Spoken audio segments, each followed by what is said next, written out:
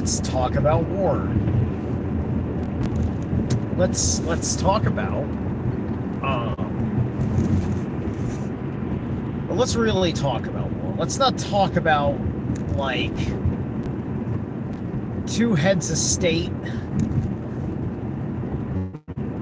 speak of the threat one is to the other, and then we are all signed up, ready to play Rocket Brick. Hey, ooyah, you know. But I don't think that's war at all. I don't think that's like there's war there, but I think that the way we see war in that capacity, right?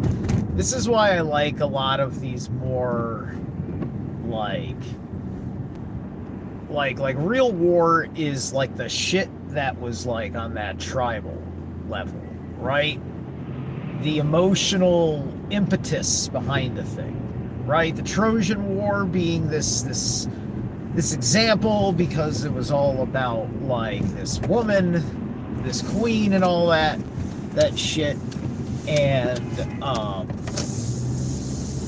her being beautiful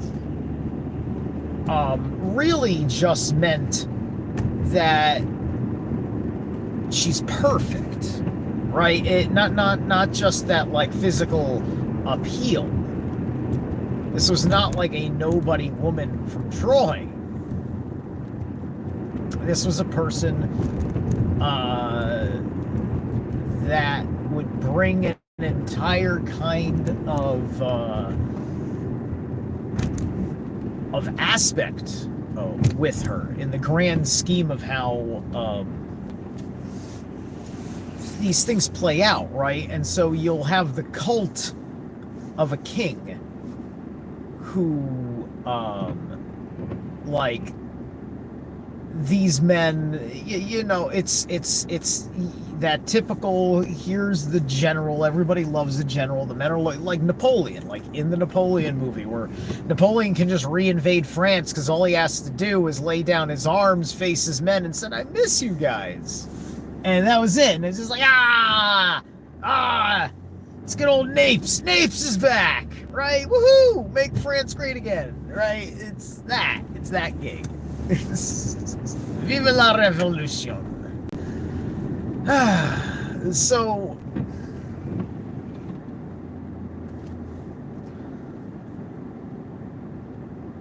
Empire at that time, some of those wars, not all of them, but thematically, you know, things seem to make sense. I mean, you read the history books, it's like, yeah, you know, religiously they didn't like each other, but they were still fighting over this resource, right? Typically, the history books, when you really look at it, it's that like some social cohesion changed in that country during a time where there was still an unresolved issue involving resources or involving a similar kind of Trojan War type of dispute, right? And all these other kinds of things, right? And all of that continued and until the end of World War I, right? We screwed ourselves into World War I, and then World War II was a failure to understand the nature of the global beast. This force that was secretly stitching things together, because there were two forces stitching things together. One of those forces is evil and has two parts, and the other force is good and is working independently because it's, you know, it's good men using their free will in the higher divine accord, which doesn't fall out of free will, right? Like in paganism, you have free will, which is why the gods never give you orders, right? It's not like the Lord giving you orders in the Bible in paganism. That's a big difference between the biblical thing versus the pagan thing, right? That narration just comes into play because they kind of mortalized mythological characters, right? Many of these various peoples, because the kingdom of Israel didn't really quite exist, at least not the biblical kingdom of Israel. If there was a kingdom of Israel, it's nothing like the biblical one, because the Old Testament is being re-stitched together from classical Greek mythology, while that mythology was still being practiced and not considered an old thing or something, or out of touch with culture, or just hearkening to a cultural time period, or all these different little things. So I think that we fight over those details the most because of what makes us feel secure as a family, as a person, as a society, and the levels of the fight, that it's worth it, because you're going to be willing to fight if you don't feel secure, if your power is threatened, if your authority, if your peace is threatened. When I say authority, I'm just mean authority over oneself for those of us that are anarchists. It's the self-authority versus other people that may really, really, really care about the town, and like the rest of the state, the rest of the fucking region can go to shit as long as your town's okay, right? But then again, it's really hard to keep a network like a town on the level if the region falls apart, because the second you grow past the size of like a single family unit, you lose too much mobility. And is your town going to go nomadic to get out of a region that you can't fix? So you end up having to be invested on all levels once you've evolved past the single family unit. Because a single family unit can make monochromatic decisions, I suppose one could say, because everything just kind of sits on mom and dad, right? Whoever the core, whoever, has their name on the deed, on the title to the home, right? They're the ones that ultimately call that shot. And if they go nomadic, right? So these are reasons why you don't just up and leave the place you don't like. It's way too big than that. And yeah, maybe the complaining doesn't sound too helpful, but people don't know. They're just trying to speak up that there is an issue, and they jump to certain conclusions in their grievances. And sometimes people do that because they're afraid that they're gonna have to get involved in war.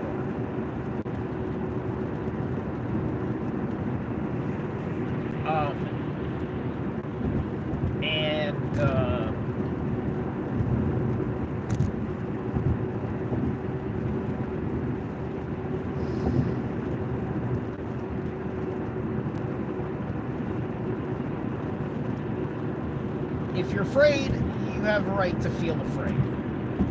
But that is not an emotion. Fear is not an emotion, right? There's an emotion behind the fear. That's what you really should have, right?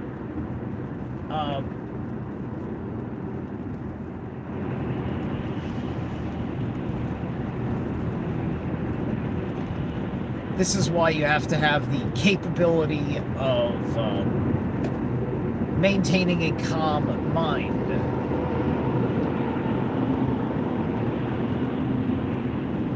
Now, we live in a world that doesn't have a calm mind. Nobody is meditative, right? I don't think the vast majority of these people on the road are anything like us. We're a big and growing community with our own sense of culture.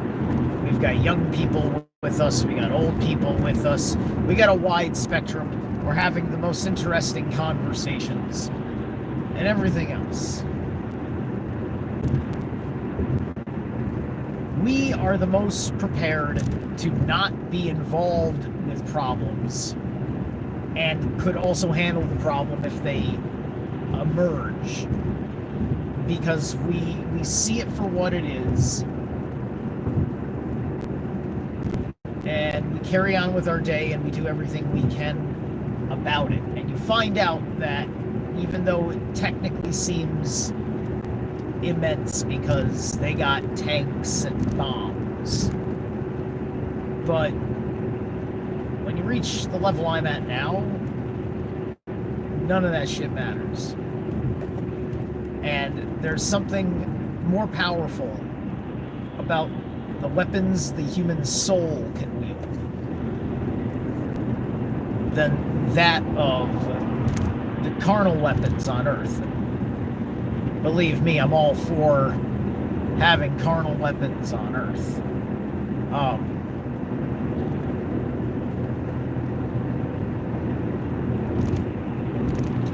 But I think we do have to accept that as long as mankind is not able to have a calm mind through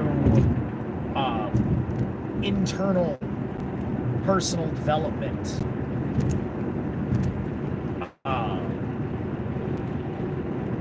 we're going to have to suffer the consequences of how these people are going to confuse their right to their emotions to the right to act according to a fear that is overcome.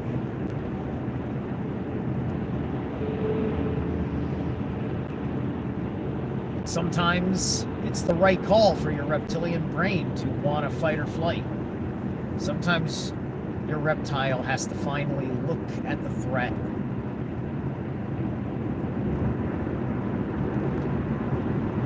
right? It's just like my iguana. I am this monstrous thing that hovers 5 feet above its head when it's on the ground. I'm a lumbering beast. Thud, thud, thud. I walk in. I'm not particularly slow. His posture when I first got him was really, really defensive and everything else. He was twitchy. He had, he apparently was kind of, he was kind of bothered a bit, I guess, when he was at the pet store. And, you know, I kind of rescued him in that respect. What's up, Lucacino? Right? Over time, he stopped freaking out that the lumbering beast... He realized the lumbering beast isn't interested in hurting him, and in fact, it likes to come over and give him this touch, and for some reason it just feels good, and he just wants to close his eyes. Oh. Yeah, right there under my chin. Yeah, oh yeah, my eyes are closed now. Oh, that is so comfortable. Oh, God. Right, and the reptile loves that depth of comfort, right? So now, when I show up, he's thinking, like, he'll freak out a little bit, like, if I come at a funky angle, he just wasn't paying attention, or something. You know, but he's just like, oh, okay, no, this is familiar, I remember now. He's just, nervy. Alright, ooh, here it comes. Oh, yeah, right, like, you know, my iguanas, you know, maybe the reptilians are going to war because we don't spend enough time, you know, rubbing their scales nicely and letting them know what a loving touch feels like no, but seriously, right?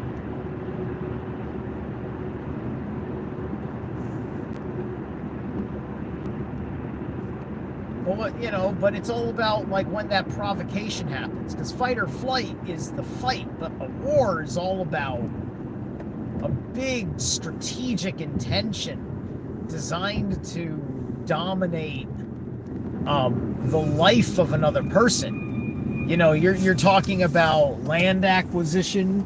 You're talking about needing to destroy things that are part of their retaliatory capacity, right? It's just like the strategic strikes when we started the Iraq War were fucking specifically designed, to destroy what worked for Saddam Hussein specifically, right? To leave most of Iraq's infrastructure alone for our conquest. That's what we did. Anyway, I'll catch you guys later. I'm Lee.